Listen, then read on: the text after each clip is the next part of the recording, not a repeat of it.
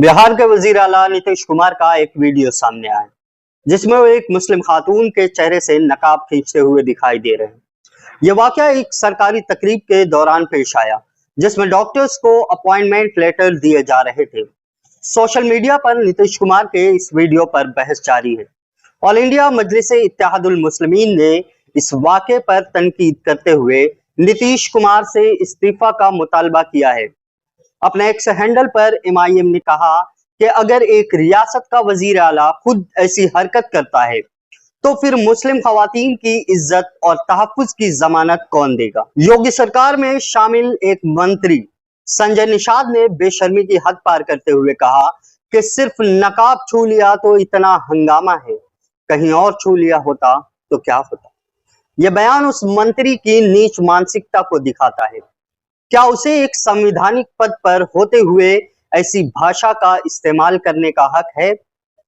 क्या ऐसी भाषा और एक महिला के लिए ऐसा बयान देने के बाद उस मंत्री को अपने पद पर बना रहने का कोई हक है? क्या उसके खिलाफ कोई एक्शन लिया जाएगा?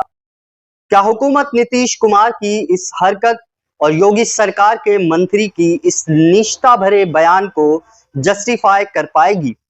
देश भर से इस वाक़े पर रद्द अमल सामने आ रहे हैं।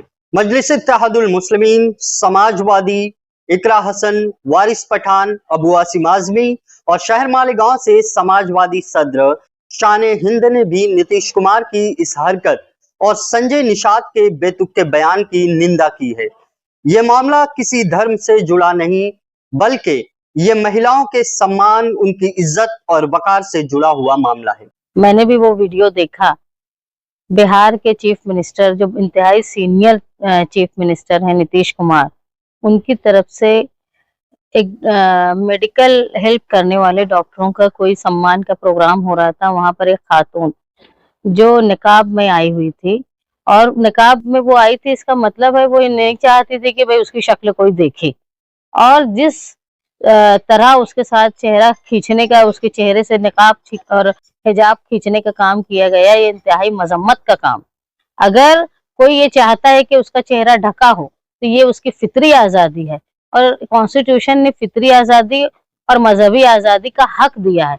तो किसी भी संवैधानिक पद पे रहने वाला या एक आम आदमी, किसी को ये हक नहीं है कि उसकी मर्जी के बगैर उसके हुकूक को छीना जाए। मैं इसकी मजम्मत करती हूँ।